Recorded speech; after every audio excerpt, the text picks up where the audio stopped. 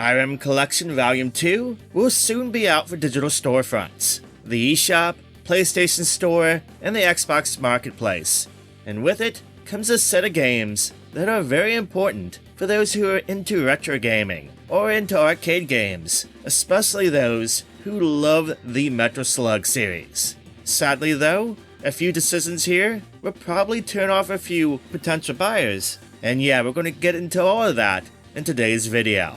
Before we dive in further, just want to point out a couple things. First of all, I did play the version for Switch for this review, but largely this collection should be the same experience for the other platforms as well. Also, I did receive a key from the publisher for purposes of review, but as my viewers know, my opinions are always my own. First things first, what does this collection include? Well, it has the arcade release of GunForce, both the international and Japanese versions, as well as the Super Nintendo console version, with both the international and Japanese versions of that. This collection also includes the arcade sequel, GunForce II, and the original Japanese version, GeoStorm. And finally, the collection includes Air Duel, which here is only the Japanese version, but the game is in all English text anyway. As far as features, the collection includes multiple language options for all the menus, rewind support, save state support, built-in cheats, and gameplay options, and loads of screen options and filters, including the ability to rotate the screen for Air Duel and the option to turn off all the wallpapers. Before starting each game, you can choose between the two modes, Casual Mode and Classic Mode. Casual Mode has all the modern quality of life features, but Classic Mode strips most of that away and just allows for the player to play the game as it was originally intended. But with that, you gain online leaderboard support. So if you're into online rankings and high scores, then you will need to choose Classic Mode.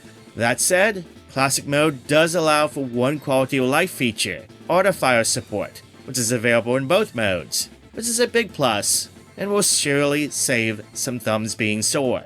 As for that, that's pretty much it for the features. It's by the numbers for sure. A bit disappointing, but I'll touch on this more at the end of the video. First up in the collection, GunForce, is a game that's also known by its full title, GunForce Battle, Fire, Engulf Terror Island. Yeah, that is a silly name for sure, but that aside, this is a really fun run and gun shooter. Players are armed with a gun that can shoot in various directions, up, down, left, right, and every diagonal direction. In addition to the regular gun and ammo, players can collect various power-ups that gives them ammo for lasers, rocket launchers, flamethrowers, and more. You can also jump in and out of various vehicles you find along the way, including different types of tanks, turrets, cable cars, and even helicopters. This game has a huge variety of vehicles that the players can use to deal with the onslaught of enemies. It's a pretty cool arcade game, and you can start to see the origins here that would eventually lead up to the Metal Slug series. Oh, what's that you say? This is IREM, not SNK. That's a completely different company. Well, actually, most of the development team that made GunForce here and the sequel ended up eventually leaving IREM to form the Nazca Corporation, who, with SNK, ended up making the Metal Slug series. Anyway, you can see the certain similarities here with GunForce and the Metal Slug series, the vehicles, the big sprites, the run and gun gameplay. And that's even more evident with the sequel, GunForce II, otherwise known as GeoStorm. This game might as well be called Metal Slug .5, and holy cow, does this game kick some ass. This sequel ramps up everything to 11 this time around, with loads more action and explosions and firepower at your fingertips. Instead of one gun, you get to control two at the same time now, which allows you to fire not only in all directions, but oftentimes in two different directions at the same time. You'll definitely need this firepower because there's loads more enemies on screen this time around. You can still collect power-ups and ride in various vehicles just like the first game, but now there's additions of collecting medals and rescuing hostages for points, both of which will become staples of the eventual Metal Slug series. What I really like about this one is there is a big push towards set pieces. Each area of the game feels different and unique, such as traversing over a train or riding a motorcycle through a mine shaft. There's lots of awesome moments throughout a playthrough of GunForce II. This game is just so much fun. It's hard as hell though, but it is a lot of fun to play. And if you consider yourself a Metal Slug fan, then you have to check this game out in some shape or form. It is absolutely great and one of IREM's best games they ever released. Rounding out the GunForce side of the collection is the inclusion of the Super Nintendo console version of the first game. While I kinda have a bit of a soft spot for this game, as it was one of my first Super Nintendo games, this game admittedly is not that great to play. This one wasn't developed by IREM themselves, and it clearly shows.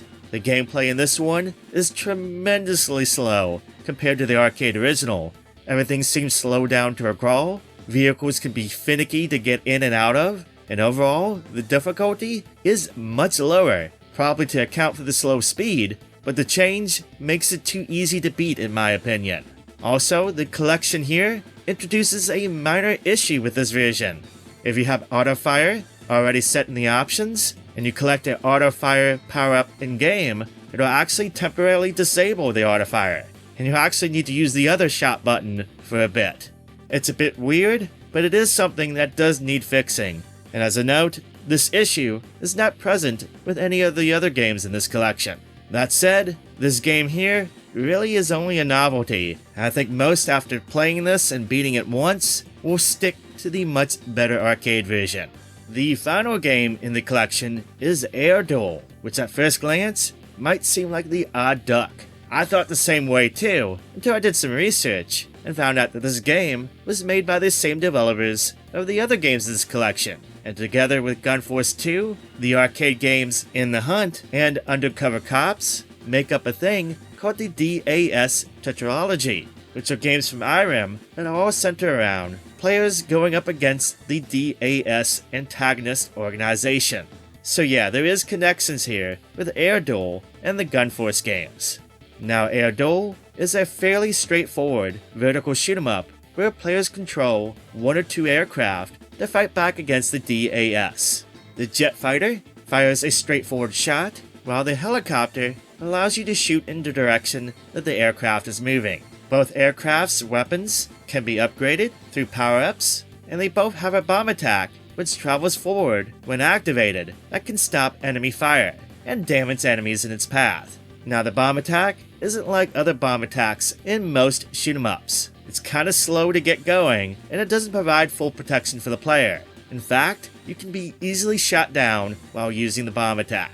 One thing that was noteworthy about this game was the fact that between levels, players can actually swap between the two aircrafts if they wish. So in the first level, you can go with the jet fighter, and then in the next level, you can use the helicopter. It's a neat little touch. That said, this is one tough shoot 'em up, which is the standard for IREM games. Your aircraft here is very slow moving, while enemies are much faster, and they fire off a lot of bullets, to a point that it almost feels like a little bit of a mini bullet hell game.